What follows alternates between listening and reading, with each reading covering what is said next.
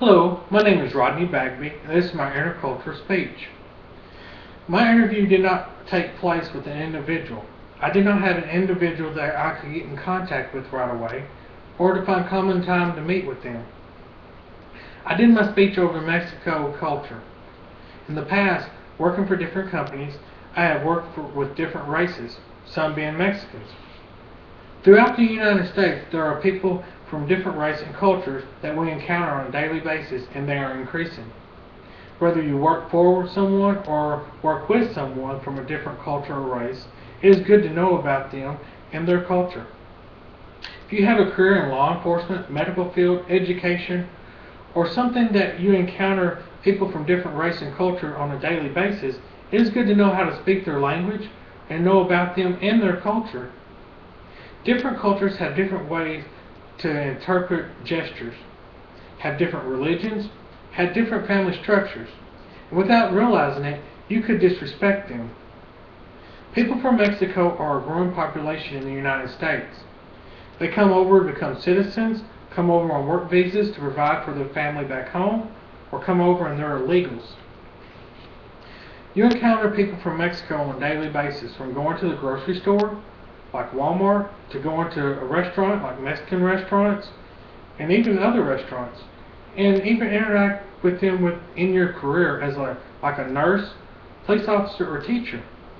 I've worked with people from Mexico in the past, and I've encountered them eating at restaurants, and even Mexican restaurants, which is one of my favorite types of food, and seeing them at grocery stores and at Walmart.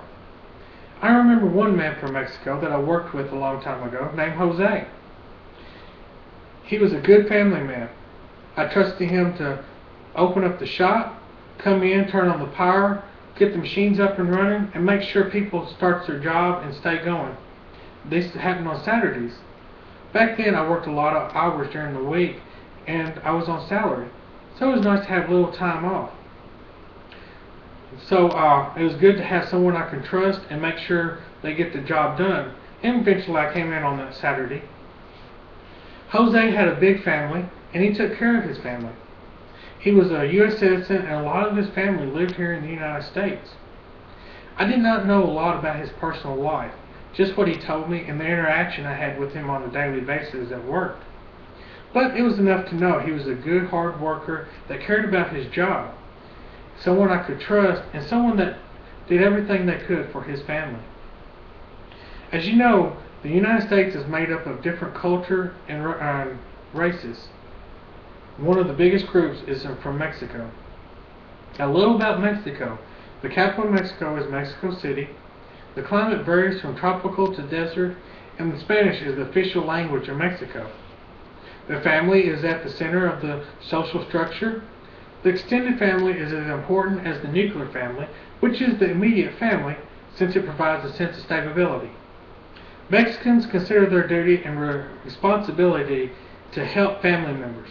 For example, they'll help their family members find jobs, finance a house, or even finance another big purchase. Most Mexican families are extremely traditional, with the father as the head of the household, the authority figure, and decision maker. Mothers are greatly revered, but their role may be as secondary to that of their husband. Mexican households in the United States consist of 5 or more people. Christianity is the most common religion. Most Mexicans identify themselves as Catholic, while a small percentage of Mexicans identifies themselves as Protestants. In verbal communication, Mexicans emphasize the importance of personal relationships and think you should be courteous and respectful, and be courteous and respectful to authority figures. Mexican patients may want to include their family members in discussions of treatment and care when receiving care in a hospital or doctor's office. So the provider may speak with the family along with the patients because they're going to consult, with the patient's permission, of course. In nonverbal communication, eye contact is a sign of respect in some cultures, but Mexicans may interpret this as a challenge or intimidation. The food of Mexicans is known for their tamales, enchiladas, salsa, chips, and then tortillas and spicy foods. Mexican food is one of my favorite types of food, and a lot of favorite of other people's. Mexican restaurants is one of the favorite restaurants that people loves and part of society in today's day and time. As Mexicans is part of societies today, is in society today, as I said before, the United States is made up of different types of cultures and race, and increasing on a daily basis. With these different types of cultures and race, it is possible you will encounter someone from a different culture one day if you ain't already done so. These different cultures and race range from Chinese to Japanese to Mexicans to even Amish or Mennonites that you will encounter on a daily basis. I'm going into the medical field as an RN, so I encounter these different cultures. And even other type of cultures such as law enforcement, teachers, and other careers will encounter multiple people from different cultures. It is good to know about their culture and their language. And it's nice to know, speak their language. If you know their culture, you can communicate with them better. And if you don't disrespect them, they will come to trust you, and you can take care of them better. Knowing these different cultures, you'll get to know the people better and less chance to disrespect them. And also in certain jobs, the more language you know, the better money you will make and the more advance you will get in your career. So it's good to know about these cultures so that you can communicate with these people and be able to find out what's wrong with them, and so that they will trust you better.